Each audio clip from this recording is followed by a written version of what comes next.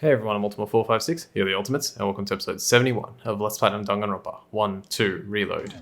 Actually, the murder couldn't have happened anywhere near 10 o'clock. It had to have taken place way later. And what makes you say that? Because of the sprinklers in the garden. The sprinklers are set to go off right at 7:30 every morning, right? So if the body had been in the garden before 7:30, then it should have been completely soaked. Oh, hold on. I remember this part perfectly. The body was wet. Dripping wet, in fact. Sorry, Toko, but you're wrong. I'm wrong? How? Are you saying only the mouth down south was wet? How dare you spew such indecent words? The mouth down south. No, I'm saying that the body was wet, but not because of the sprinklers. What do you mean? By denying the sprinkler, are you trying to deny my entire existence? Man, you're totally wacko. If you really think it wasn't the sprinkler, you'd better tell us why! I need to prove that it wasn't the sprinklers that got the body wet. All I have to do is hit Toko with certain evidence, and that should do it. Alright, so we've got a bullet time battle coming up. So remember, we have to, at the end, we have to pick the right bullet. No! Right truth bullet. Damn it. Did I get that? No, I think I took some damage. Probably, yeah. I think the best thing is just to do fever time almost immediately. Because it doesn't really consume your focus gorge that quickly. 3, 4, 5, 6, 7, 8, 1, 2, 3, 4. Tap. Yeah, go. Okay, she's almost gone. There we go. Final strike. How can you say it wasn't the This should prove it. This should prove it. Well, we know that the body was wet because Makoto threw water on it. So I Just think remember what the body was like after the explosion, and you'll see why it wasn't the sprinklers. The top half of the body was wet, yes, but the bottom half was completely dry. If the sprinklers got the body wet, shouldn't the whole body have been wet? also I think Toko was kind of like unconscious during the explosion. So yeah. So they only got the top wet? The bottom was completely dry? What a brutal maniac! I'm so sick of her. Let's just move on. The reason only the top half was wet was because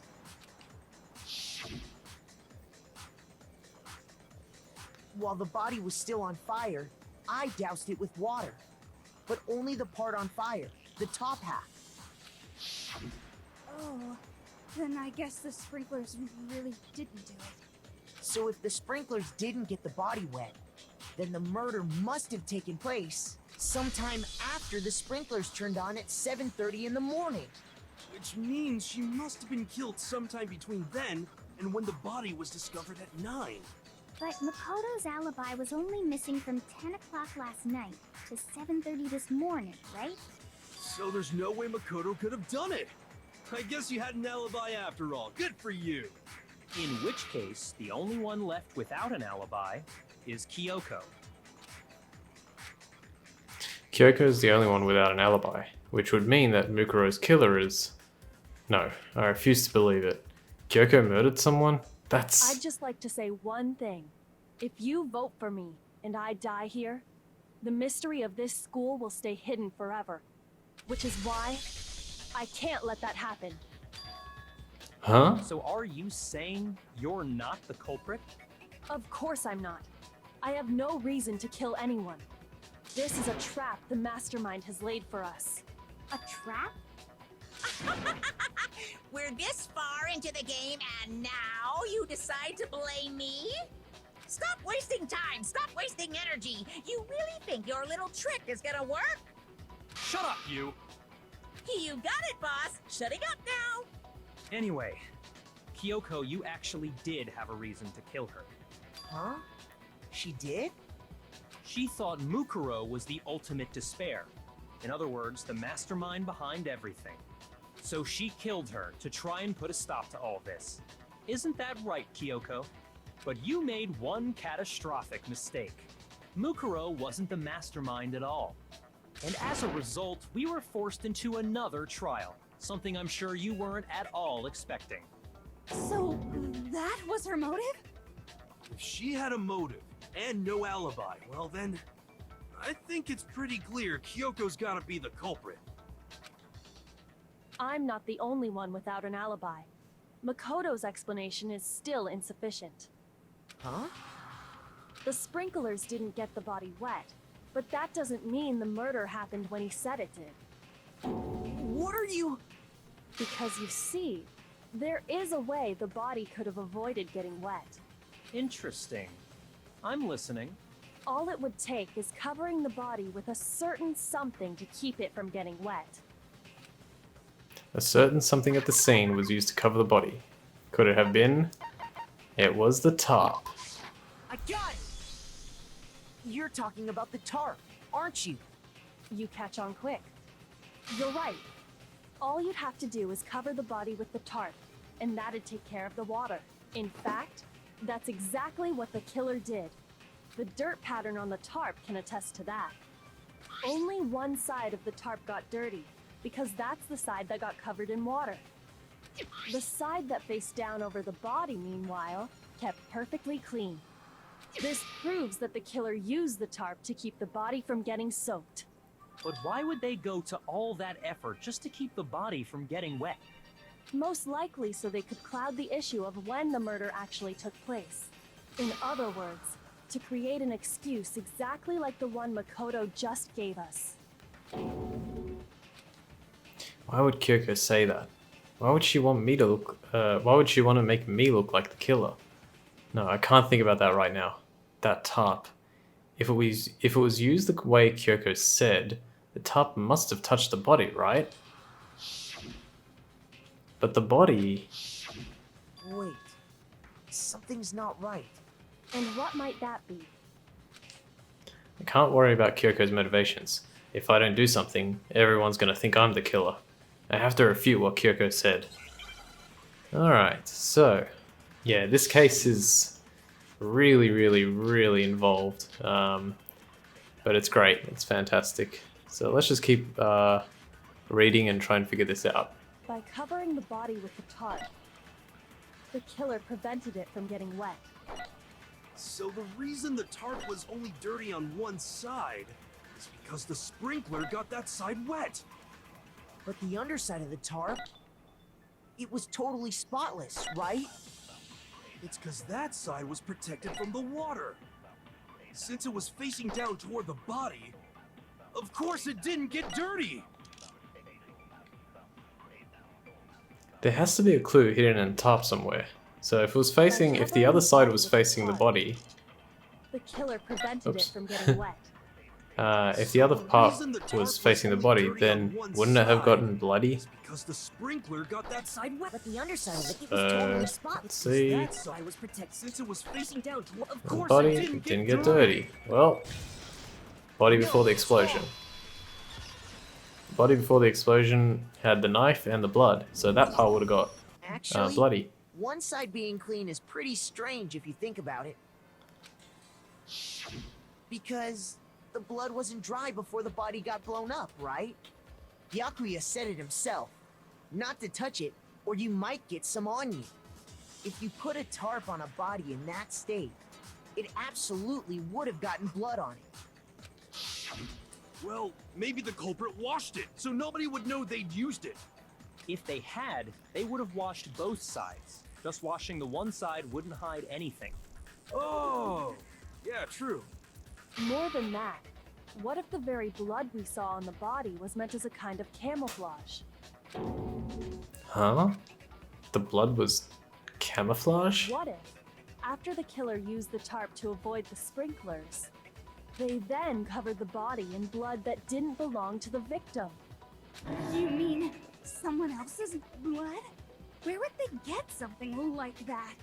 I know! They could have grabbed some of the blood packs from the nurse's office. That's what Hifumi did, right? When he pretended to be dead? No, that's not what happened this time. The killer got the blood from right there in the garden. They got blood from right there in the garden, right? Which must mean, well, how many chickens were there? There were 4 later on. I got it! So they must have killed one of the Could it have chickens. been chicken blood? What? Chicken blood? When I checked the chicken coop before the murder, there were 5 chickens. But after the murder, there were only 4. So, you're saying someone killed a chicken and then covered the body with its blood? Man, that's messed up.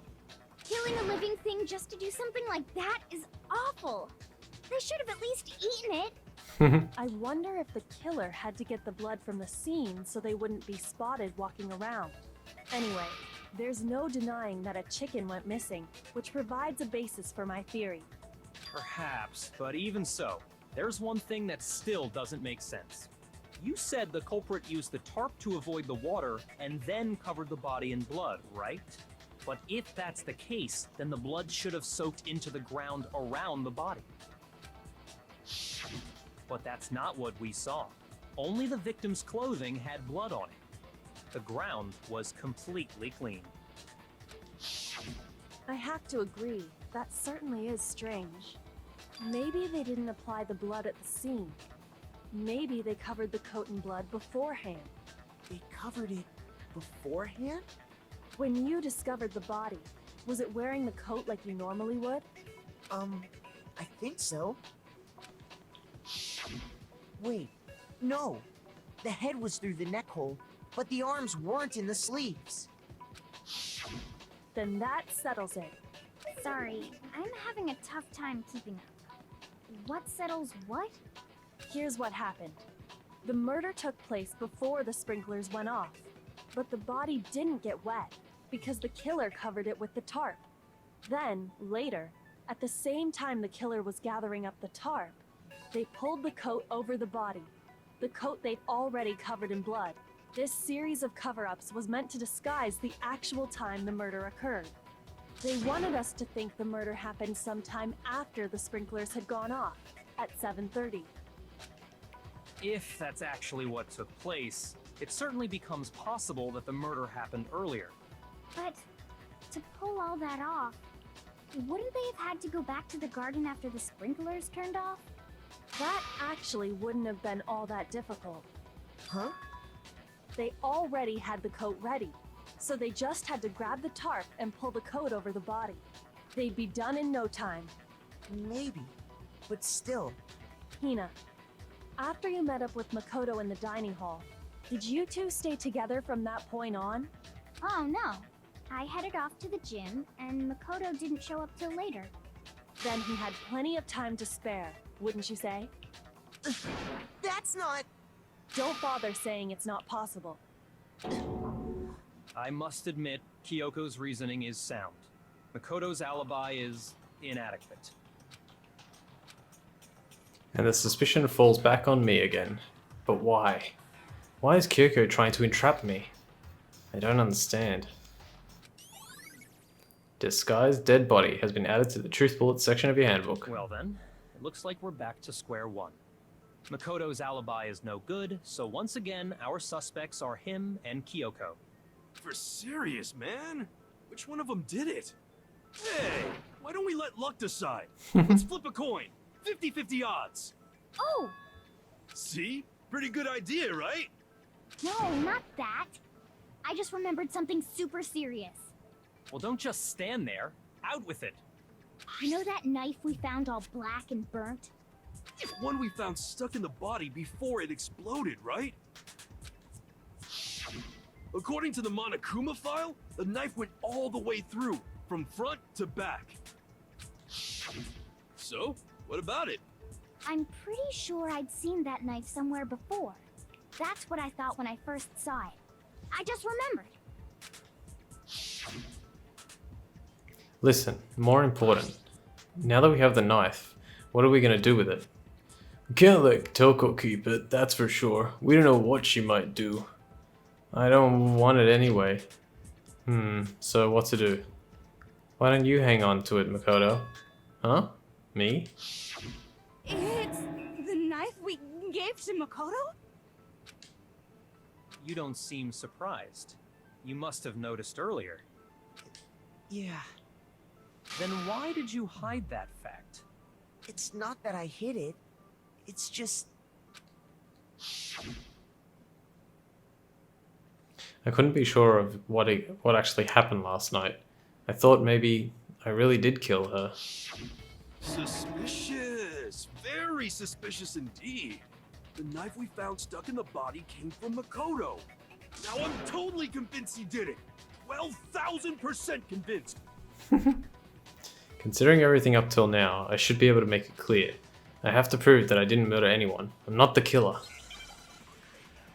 Okay, what's the next one? Let's see. So we just got disguised dead body. So we'll have a read of that in a moment. Let's have a look. The murder took place before the sprinklers turned on. The suspect covered the body with a tarp to prevent it from getting wet. Later, when they removed the tarp, the suspect placed the white jacket on the body. This jacket had previously been treated with blood to make it look like the corpse had been wearing it. Okay. Knife we found lodged in the dead body.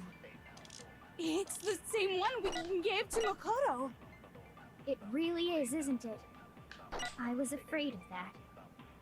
If he did have that knife before, then that seals it. Makoto did it.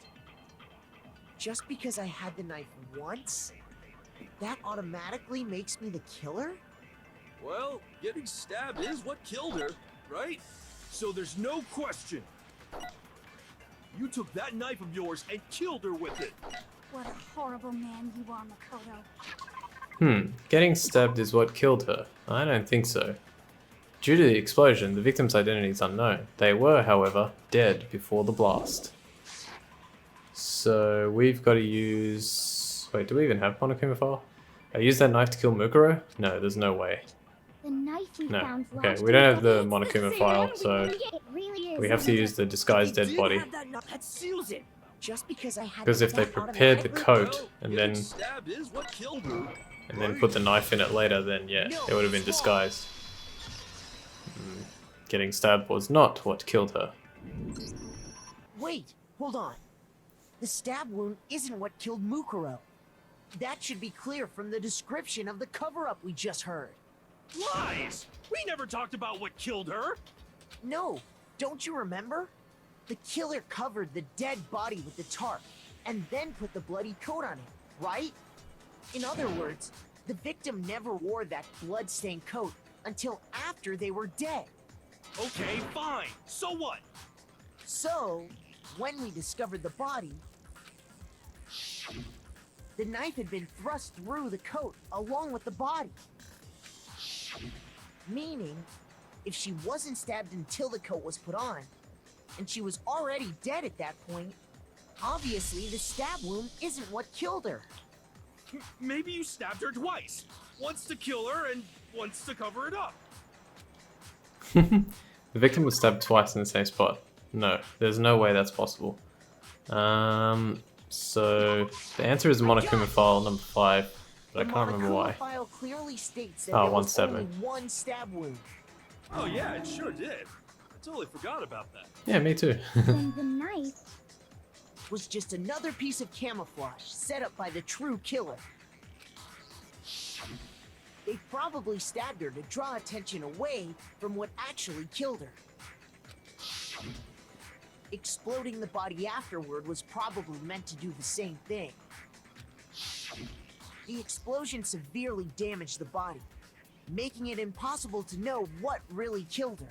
It was all the killer's attempt to destroy all evidence of their crime. So they wanted us to notice the stab wound and then detonated the body afterward. They meant for us to latch onto the knife as the cause of death, then destroy any evidence proving otherwise. Oh, hey, I have a question. It kind of goes back to the beginning, but what's the deal with that explosion anyway? Why'd the body just blow up all of a sudden like that? If you bothered to put that lump of gray matter between your ears to use, you'd know the answer. Well, if you're so smart, just tell me.